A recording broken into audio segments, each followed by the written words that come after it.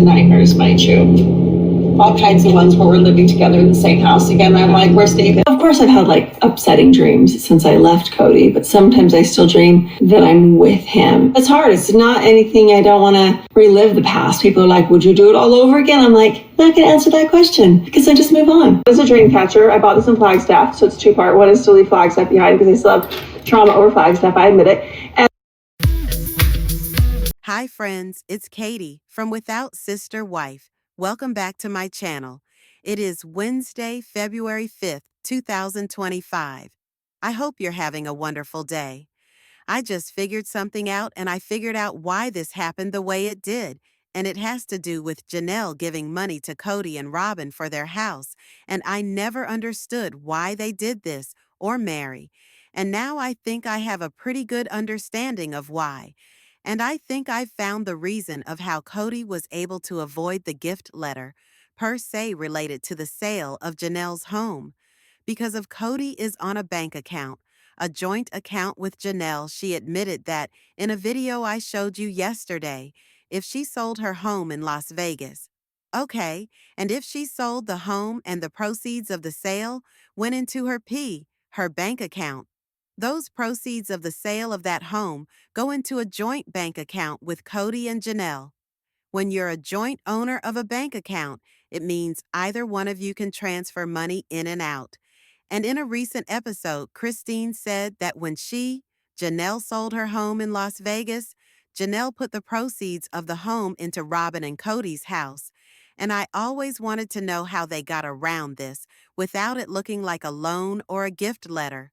Well, now I think I understand.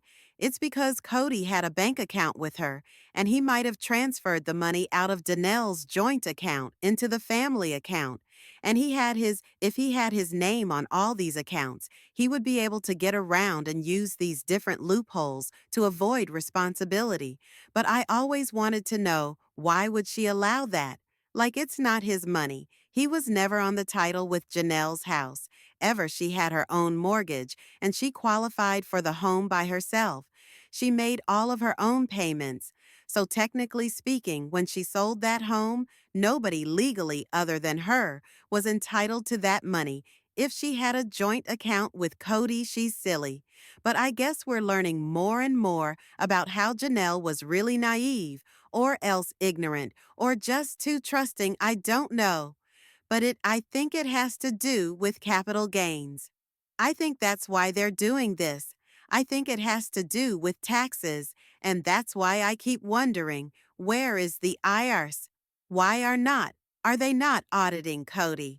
If you dug into Kody's bank taxes, I bet you could find so much money laundering and money like hiding and loop, like tax dodging. If you looked at all of his tax records between all the women and how he was using all of the women to like move money around to avoid and reduce his own tax liability.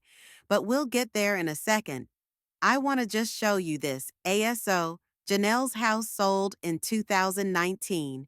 It was like the spring, and you have so many days, months, to transfer money that you get from the sale of a home, into another property. And if you have owned the home for more than 2 years and lived in it for more than 2 years, and you transfer it into another property, you can avoid property gains.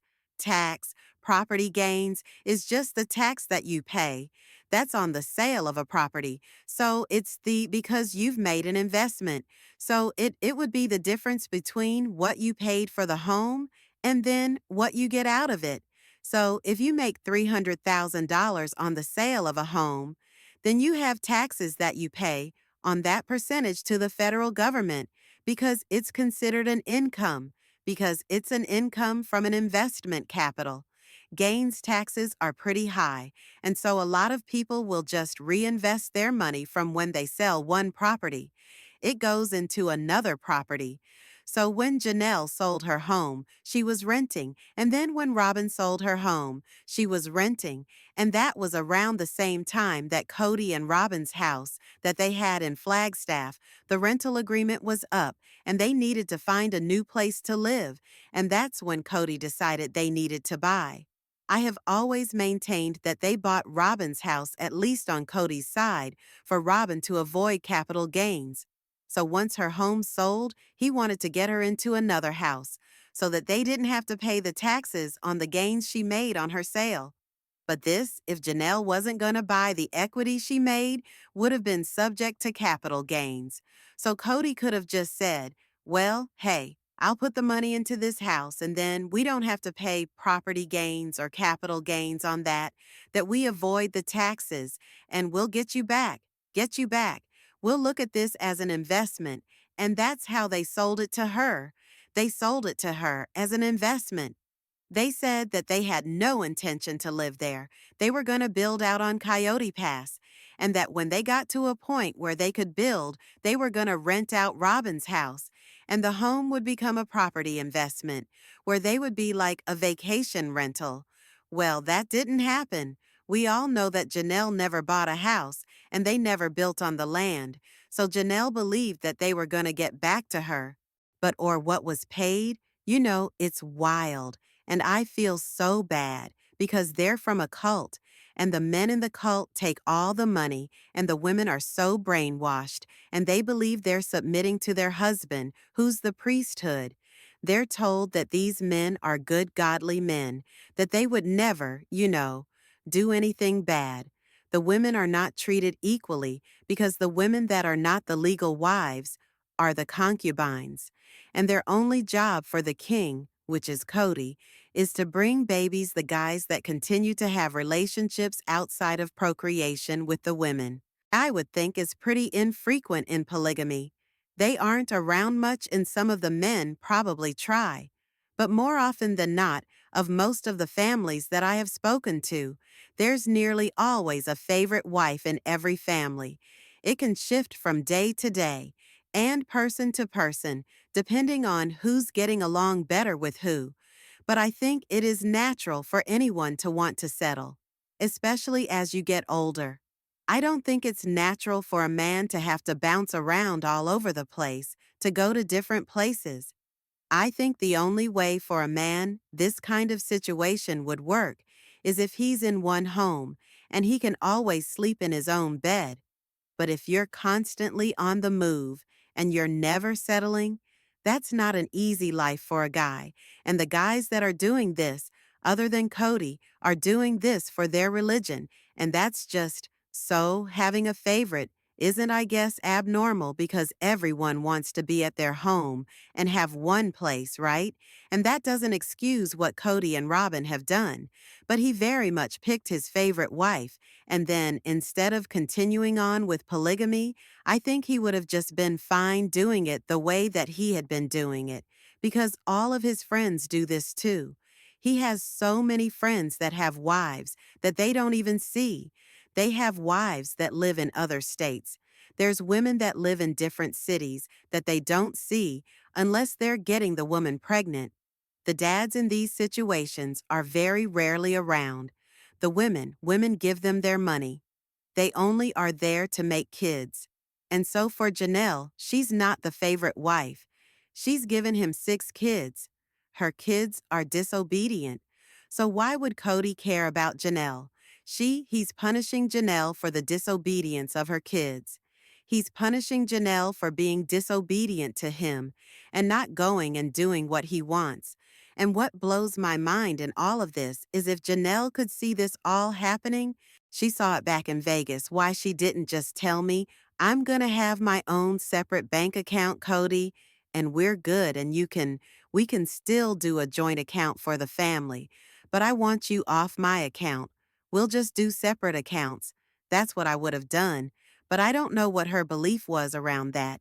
But she says she catches on too late. Kody rewrites history. Of course, Kody and Robyn are going to rewrite history. Do you think they're going to admit that we scammed you? But Robyn gets really offended. Check this out. This is a tough conversation for me, 'cause I'm just like, wait a minute. We worked together for so long, and I helped so much these earlier years. Like for me, it's like feels balanced. I tried to help Jay buy Y house, and she got mad at me. She went to that RV lifestyle, I guess. Now that everybody's broken up, They want to say, I didn't get something, or I gave something, but you didn't. We were just making sure everybody was taken care. There's a different producer on the show this year, and that's because Tim Gibbons left. So the original producer ran away because the show blew up and all of the family members split. And Tim's point of view when he brought this whole thing together was that his goal was to show that polygamy worked. And now that it proves it doesn't, he's running away with his tail between his legs. And instead of the original show creator being the end of the show, he walked away. He walked away from the business. He pulled himself out of P. Puddle Monkey and business partner Chris P. took over, and the questions that are asked this year, I feel like are a little bit more pointed. Tim was a lot more sensitive to Kody, and I think Kody was able to manipulate Tim better. And it's obvious to me that Kody gets agitated when he's asked questions about the money and doesn't like to be put in his place about the ripping off CU. I'm sure they're being asked about these allegations because if you're ethical, and I'm not saying any of these producers are, but if you're an ethical person and you have people that are sitting there telling you that these people are stealing, the logical producer would then, if you're putting together a documentary, would want to have the ability to have that person respond to those claims. And Kody's response and Robyn's response after being confronted about stealing is Robyn says, I think it's fair because I contributed so much, which is hysterical. Hysterical. Robyn came into the family. I'll just give you if you want the TLDR and you're new here. Robyn came into the family. She had over $35,000 worth of debt. She had 3 kids and she was unemployed. The family absorbed her debt in order to qualify for the homes that they bought in Vegas. They had to work with a credit specialist because her credit was terrible and she had multiple lawsuits out against her for charge-offs and for judgments for non-payment on credit cards. Janelle was frustrated way back then because she was like, Robyn is in working. She's not contributing. Robyn never held a job outside of my sister, of sister wives. To be fair, people love to say that Robyn didn't work. Every A woman on the show worked. This is their job. Sister wives is their job. Some of them had to work outside of sister wives because Kody wasn't distributing the money. Robyn never had to have employment. She had my sister wives closet, but Kody decided to stop investing in it. And he admitted that he stopped investing in it because it wasn't making money. And so Robyn doesn't have another job. He's never allowed her to have another job. After my sister, Wee's closet went kaput. She doesn't sell anything for MLM. She doesn't have any direct sales. She doesn't have another job. She has no social media presence. She's not on Instagram. She sometimes posts on Pinterest, but she's reclusive. And I think that's by design because that's how Kody wants it. Because he's very controlling, so she didn't contribute. Other than being on the show, she brought her kids, and she brought herself, and she contributed. But she did not contribute more than anyone else. And for her to say it's fair is laughable, because we all know now that they were getting art. Kody was getting art for her. Kody was getting rings for her. The woman on one hand has a diamond ring that's probably got 2 carats on it, and on the other hand is wearing a $5,000 gold ring that's made by Dav Yaman. I know that she has a Rolex watch that she wears. All of her jewelry is usually Tiffany's, her earrings and her necklaces.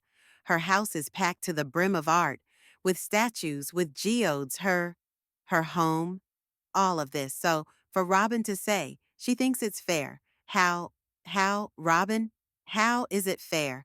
Please explain to me. Robyn Janelle does not have a $5,000 David Wyman ring.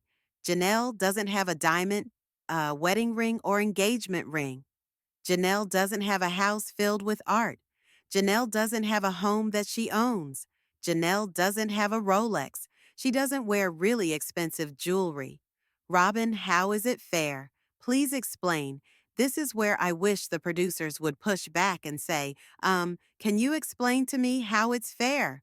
Because they're allowed to just say, this bull crap, and everybody knows they ain't fair. And then when they're confronted with it, they're allowed to leave, and then they're also giving Kody this redemption arc, trying to make him look like a good dad, because he's gonna help baptize Aurora.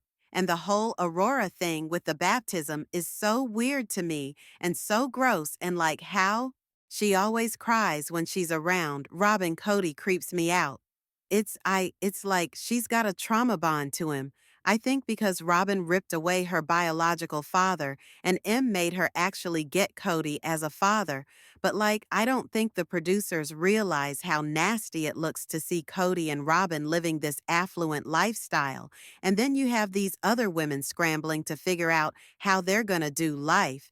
And then the production knows that the fight is over the money, and then they're not allowed to say that we're actually fighting over the income of the show. We're fighting over the assets and the business money of the show. They're not allowed to say that, so they have to call it their family account. They're not allowed to say that they're buying Coyote Pass for business purposes, so it's a storyline. They're not allowed to say that fighting over the end of a business and the end of the show money. It's like, I don't know how these producers can sleep at night, helping Kody rip off these women. If I were on this crew, I would quit. There would be no amount of money you could pay me to help Kody rip off these women. It's so gross. So Robyn lies about everything. Being fair, Kody lies that he hasn't ripped anyone off, and Kody will never acknowledge that he owes anyone money. Because in Kody's eyes, in mind, he owes no one anything. And Christine has trauma anyway. What are your thoughts? Let me know in the comments below. Make sure to give this video a thumbs up. Make sure to subscribe to my channel if you haven't subscribed, and click the bell so you never miss a video. Thanks for watching. Bye, boys.